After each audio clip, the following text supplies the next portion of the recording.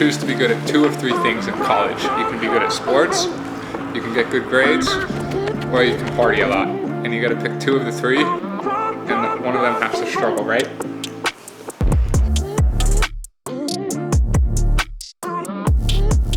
Right? What were we drawing?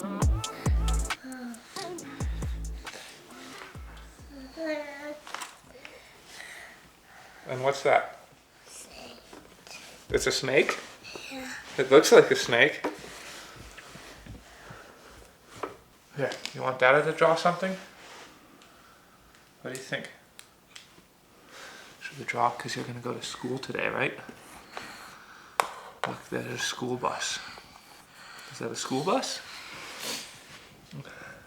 That's a Bible. Yeah. Should we go eat some of your breakfast? We get dressed for school. We'll ship them off in 20 minutes to school. Tuesdays and Thursdays, twice a week now. Just for 4 hours. We get 8 till 12, 8:30 till 12. Not even 4 hours. 3.5 hours. With his bestie Levi. I use this thing quite a bit. This is the Garmin Index Sleep Monitor. So I track my sleep with it. Yeah. Every morning I sync it. I really like it because I have very sensitive skin, so wearing a watch, I don't like to wear the watch overnight. And then the sensor, it's kind of a better sensor, so you wear it up higher. And I've been able to implement kind of more HRV based training with this. So I'm able to, this is kind of my monthly trend here, you can see. So you can show, this is during off season. You can see that it was able to go quite high. So I was able to get some parasympathetic recovery, and now I've started building again. And you can see I've been able to keep it in pretty good ranges this whole time. This is when I got my hip infection and stuff. So it started to go down, and then with some rest after, it's now rebounced, and now I'm in a couple days again of hard training. So it's useful because it's just, you have to take all the trends in, and also be asking, I have to ask myself every morning, like, how do I actually feel? You can't just blindly use HRV, but it's been a nice trend. And then you can see my sleep scores are never very good. I got a sleep score of 56 out of 100 last night. And I actually felt I slept quite good last night. One thing mamas like to do, Lars like to do, is baby Sebastian wakes up at like 5 a.m. and she feels that he sleeps much better in our bed. So she likes to place him in our bed next to me, which usually wakes me up. But we're like 1 week now, or 2 weeks back in. I slept out of the, in a separate room for 8 weeks, and then we decided to move back in. And pros and cons, obviously I'm extremely happy to be back in the same bed as my wife, and I'm getting used to having the beautiful angel Sebastian sleeping next to me in the morning sometimes. But now we get the day started. Well, as I said, send Leo off to school, and then it's going to be a swim, bike, run kind of day. So we'll start with the swim. Going to be an intensity VO2 block style swim of hundreds and 50s, hard on shorter rest, and then head out on the bike. Also Tabata intervals on the bike, so 30-20s on the bike, maybe 2 sets of those, and then we'll do a brick run off with some hill sprints. So that'll be the day. I'll sandwich between busy family life, and gonna walk you through kind of my current approach, my current mindset on each sport as I continue to coach myself, as I continue to learn from my past mistakes and hone from all my experience, that what is within each sport, my current outlook, my current training philosophy, and what I'm doing to be better for 2026. Bye bye, beautiful wife. Where's my dad? I have to go swimming. To work. I go to work. Can you give me a hug? Bye bye. How about a kiss? Do I get a hug or a kiss? Yeah. And will you give me one? Mama gave you chocolate milk, huh? No, he ate French toast. Oh, I thought you said 3 pieces he had to eat. Yeah, you know, his Okay, thing. bye, Leo.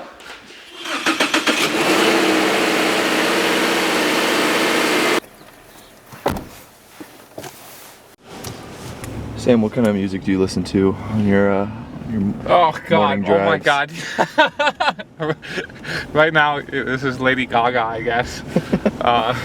That's just what came up from that movie, A Star Is Born soundtrack, which I did like that movie. I mean, it was like one of the kind of cheesiest movies, but I enjoyed it. So I have the whole soundtrack on my liked songs. But I have a huge array of taste in music. I listen to really pretty much everything. I guess the only thing I don't listen to when I train or when I'm going to train is like jazz or classical music.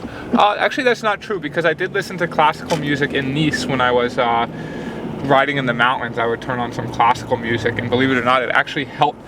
It was a test. I was first listening to like this angry, you know, classic pump-up music, Limp Bizkit, Rage Against the Machine, stuff like that, and then it was actually making me a little jittery on the descent.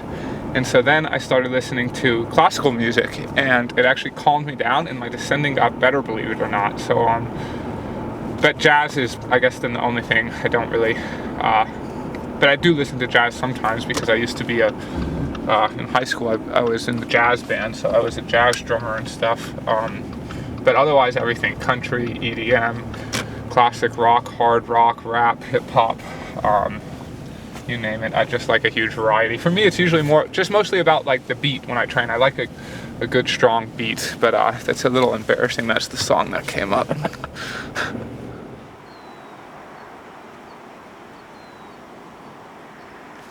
Alrighty, so here we are at the pool. My beautiful HOA pool. No lane lines meets high tech. So I've got the Roka swim skin on. And the reason I'm doing that is because I've got my Garmin heart rate monitor on, and I'm wanting to track my heart rate when I swim. So on a set like this, I want to get a sense of what my heart rate is doing, so I can start to compare that to the bike and the run.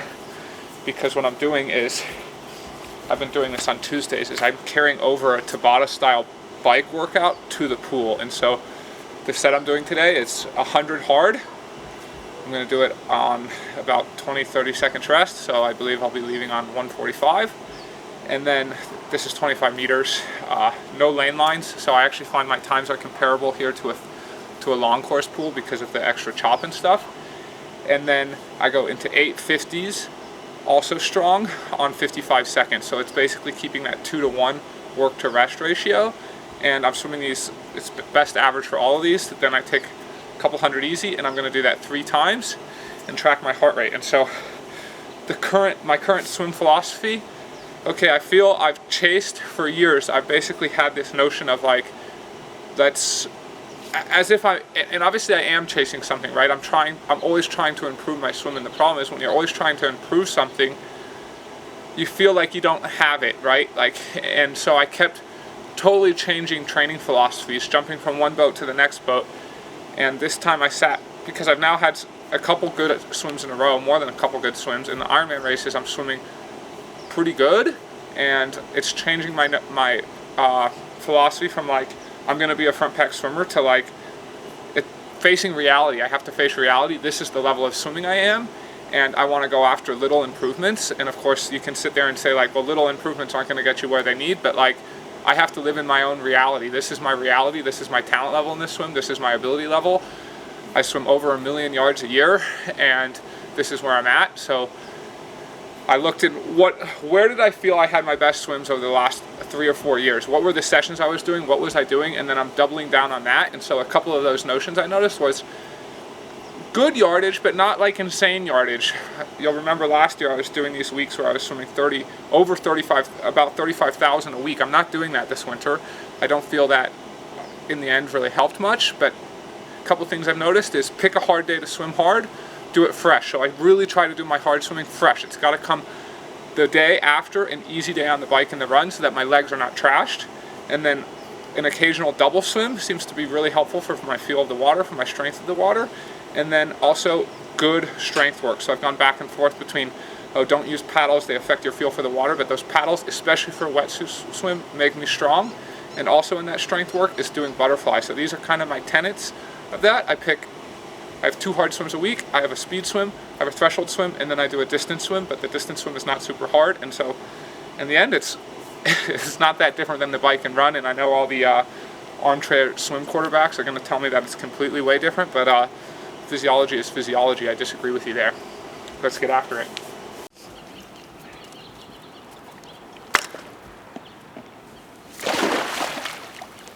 Dang, I feel like most people have a little bit of a hard time jumping in the water. That was impressive. Well, they also keep this pool at 85, 86 degrees. So it's like, it's the warmest pool around, which I guess is good and bad. I mean, it's nice when you get in. When it starts to get hot, in the cooler mornings in the winter, it's super nice. In the summer, this pool unfortunately gets too hot because it gets up to like 90 degrees. And then the air temp's 105, and so you just can't swim here. But I like to make the most of it. Obviously, time is super crunched now, so it saves me 20 minutes of commuting each way. So that's 40 minutes of my day I get back, not spent in the car, which recently has been huge. And because I was doing all my swims before Ironman Arizona and La Quinta, like I literally did before La Quinta every single swim in here because Sebastian had just come, like literally just come in those 3 weeks. And then I felt like my strength, because we swim with chop. Yes, I'm slower. I have to accept I'm slower in this pool, but we swim with chop, so it's more realistic. And we just got approved with the HOA committee. They're going to put a pool clock here too. So that's coming. I'm going to have a digital pool clock, which is going to up it. So for now, what I do is I just use my good old watch to keep track of the time, and then I warm up with it, and then I put it on here so that I can see it as I swim. And it gets the job done.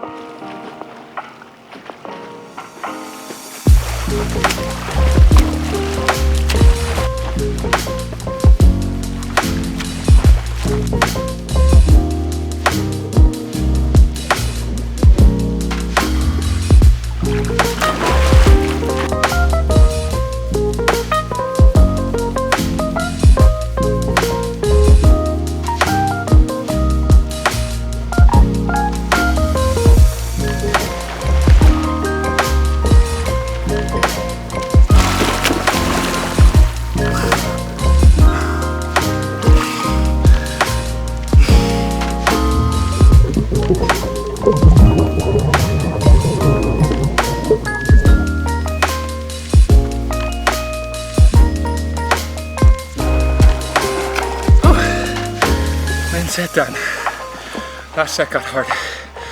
Started slowing down by a second or 2 even on the final 5, so I guess that's good. Means I'm tired. Means I worked just hard enough. Oh, ouch.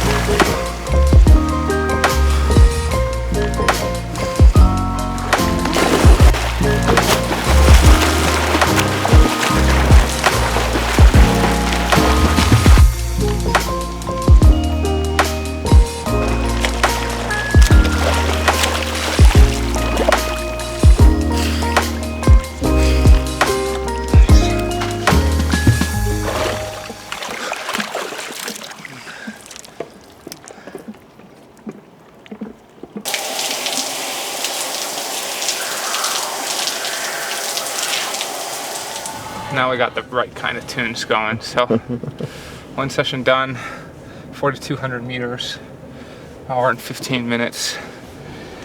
And yeah, I mean, you just gotta relish in every little win, you know, every little session banked is a success. And as I'm getting older now, I guess I'm more aware of ever of just how much work it is in triathlon, just like, and I guess I just view the overall body of work, and I know it has to get done, obviously, so you just commit and you do it, and each session just makes, I guess if you look at the big picture, makes like a very small difference. And so you have to do every little session if you want to be great. Like, and it's not like, oh, you did one session, now you're set, now you're going to be really good, you're ready to race. It's like, no, you got to do it week after week. You got to do, you know, multiple hard sessions every week with the maintenance sessions. And so it just, over time, it just, that's how you get good. And Access granted. there's no shortcutting it. Sometimes I wish maybe it wasn't so much work. Obviously, I want to spend more time with the family, or I just want more time to recover, I guess. I just wish, I wish there was 28 hours or 30 hours in a day, because I enjoy all my training. I love all my training, but it's by the time I train, and then by the time I try and recover, and then by the time I'm with the kids and eat and sleep, there's never a moment just, I guess, to sort of relax, to do nothing. And I miss the moment to do nothing, but yeah, you relish in that, and you take all the little wins, and you just know, okay, one session done, now time to get ready for another one, and then another one, and then do it day after day after day for months. And that's how you win. And that's why the wins are valuable, and the wins mean a lot. I'm not having my normal breakfast. I'm having some sugary breakfast cereal, which I actually don't really ever eat, but I was having a craving for it, so I bought a box of Raisin Bran Crunch, and I cut up a banana and whole milk, and it's been a nice little treat. I've been going through it pretty fast this week. Yeah, I don't know. It was just, I had my whole, I think I said I got an infection on my buttocks, and I had to get it, anyways, I had to get it cut out and squeezed out and all that, so I had to go do that, and then I had to stop at Safeway on the way back and pick up my antibiotics, and post my surgery operation, picking up the antibiotics, I went through the breakfast cereal, and I was like, oh my gosh, this looks so good, and I got a box, and it's been a nice treat. So my dad, I remember when I went to college, my dad told me something, it's kind of a famous quote, I don't think my dad came up with it, but it's, you can choose to be good at 2 of 3 things in college. You can be good at sports, you can get good grades, or you can party a lot. And you gotta pick 2 of the 3, and one of them has to struggle, right? Now, I think about this in my life with 2 kids, as I can choose if I wanna really focus on elite performance, I can choose if I wanna be an amazing dad, and I can choose if I wanna be amazing at social media. I feel like it's now gotten harder for me to do all 3 of these things. Just the time is so limited, and so for me, it's an easy choice. I'm staying invested in my performance and being as good as I possibly can, and being the best dad I can, and social media, being an influencer, these things, it's getting a little harder. So I'm making a concentrated effort that maybe I won't have as much this year. The frequency, will be lower, but I'm still going to make an effort that when it counts, I'm going to do big things. Basically, when I have something to say, it's going to be important, and it's unfortunately, it's just reality. It's like I'm trying to solve an equation now since Sebastian was born of how, like, it's basically an impossible equation to solve. How do I do more with less, right? Like, how do I find a way to compete with Christian Blumenfeld and Casper Stornies and these guys who, like, they have no life outside of triathlon. They're 100% triathlon, and obviously I'm 100% committed to triathlon as well, but I have a family, and that family is hugely and wildly important to me. It's even a question I sometimes ask myself, like, do my boys, hypothetically, if I could win a world championships, like, do they even care if I'm world champion? And in some ways the answer is yes. Obviously it can bring opportunities to my family by winning that could maybe give them a better life, but in a lot of ways the answer is no. Like, my boys, they just want me.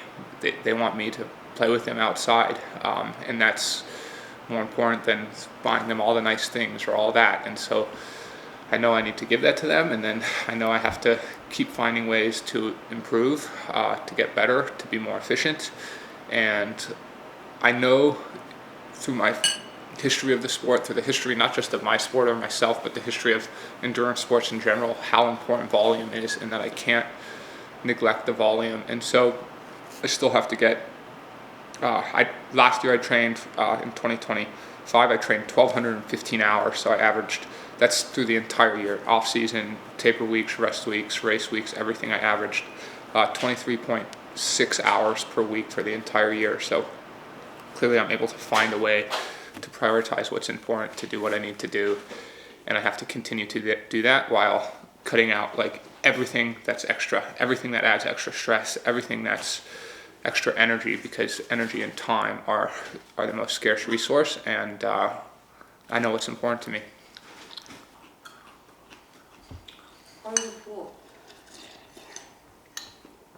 It was super nice.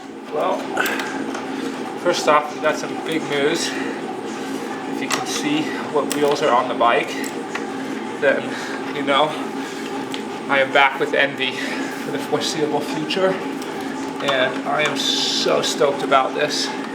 I tested their 100mm front wheel. I was able to test it this winter, and that's the wheel, you know, Tadej Pogacar and Team UAE are using, and it is just absolutely insane. I mean, it's insane how good it is.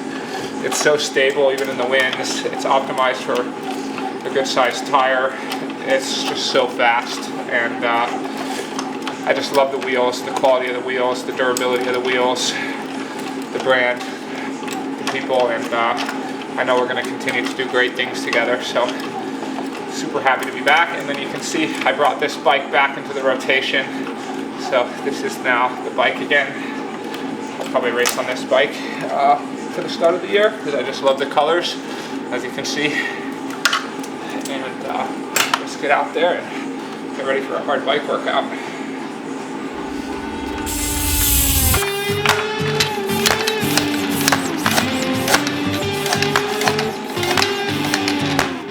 Gotta get the right glasses. This way I can get video of you videoing me, which will be dope, and I can listen to my tunes. I love you, bye. Yeah, have a good time with baby.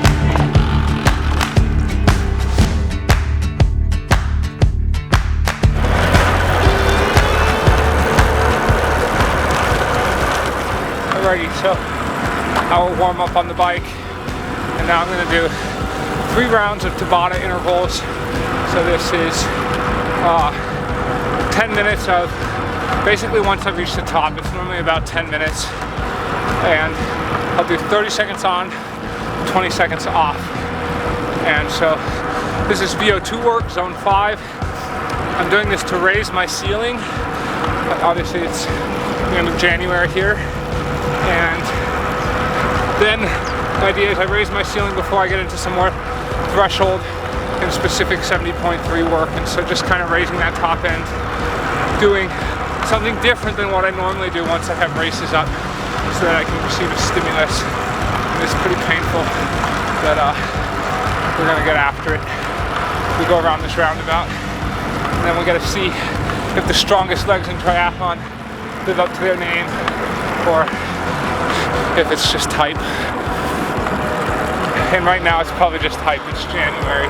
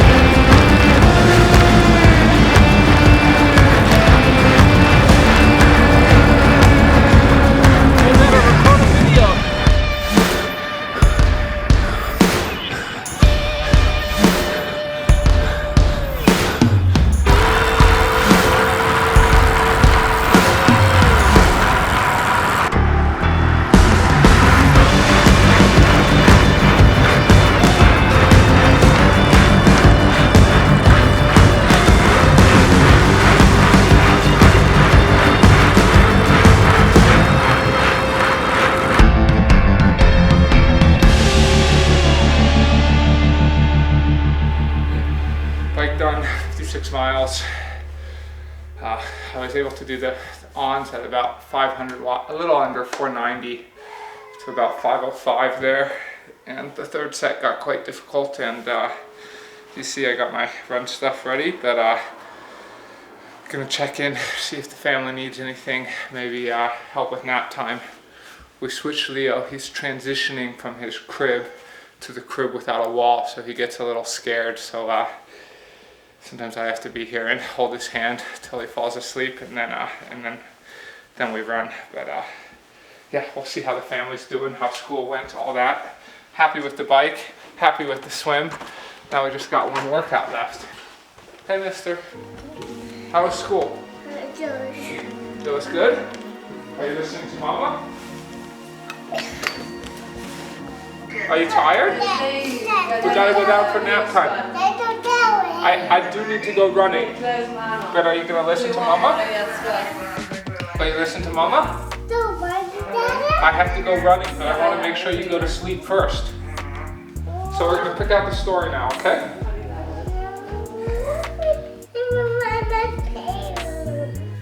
If you give a mouse a cookie.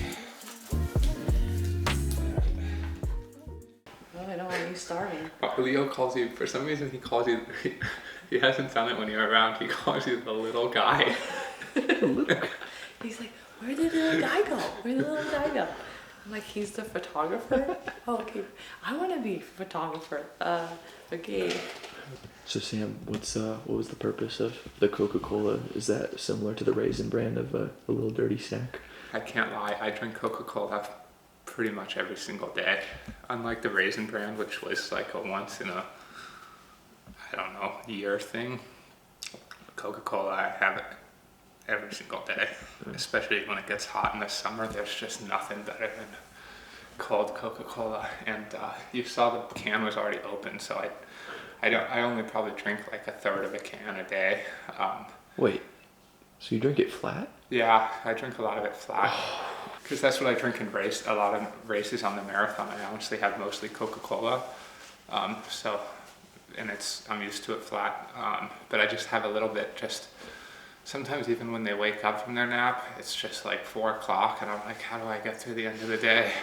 How do I make it till, and then I drink some then. So yeah, I just put it back in the fridge. I literally probably had like 3 ounces just to give me a little caffeine and stuff.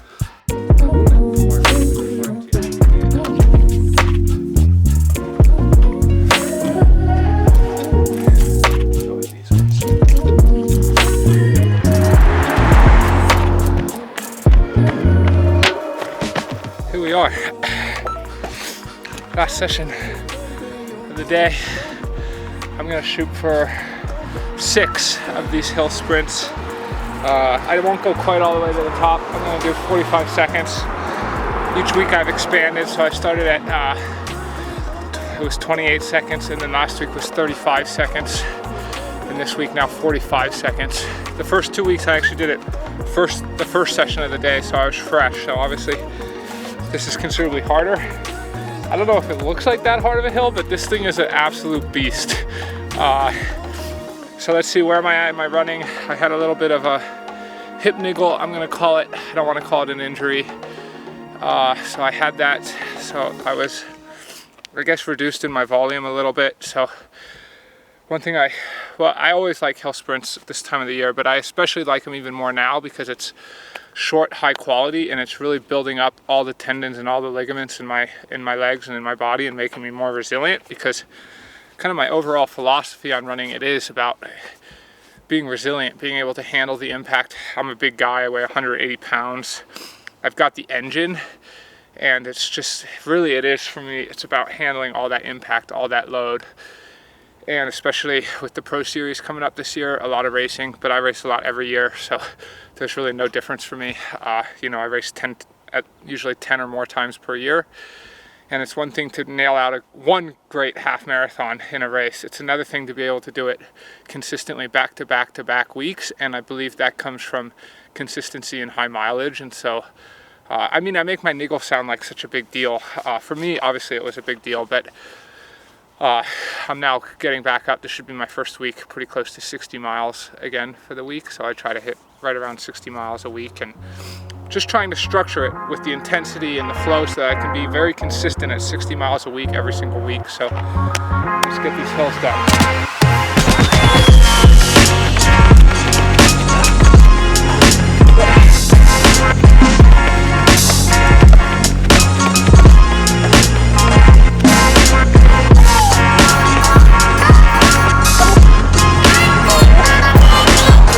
Definitely a big stimulus not doing it after the bike.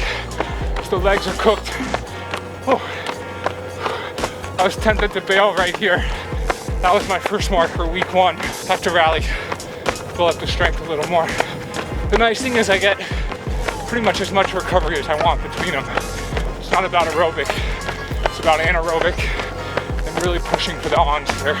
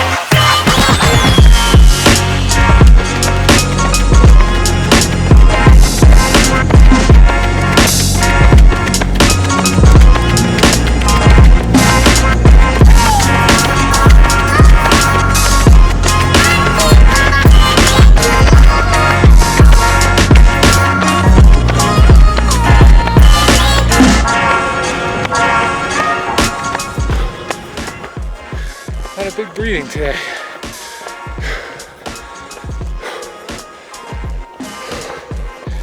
And we're just gonna calm down for 20 minutes.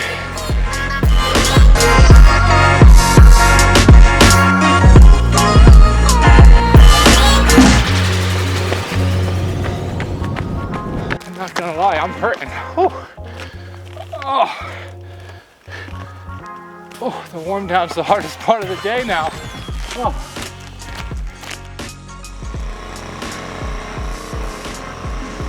Yo, yo, yo, that marks, well, not quite the end of the day because we're doing something pretty rad out here, but we're not going to tell you what. But at least we had a great day of training, swim, bike, run, and thank you for tuning in. Thank you for watching. I can't wait to see you all out there this year at all the races, and I'm just really looking forward to being my best self this year and hopefully kicking some serious ass out there. So thanks for tuning in, and much love from Sam Long.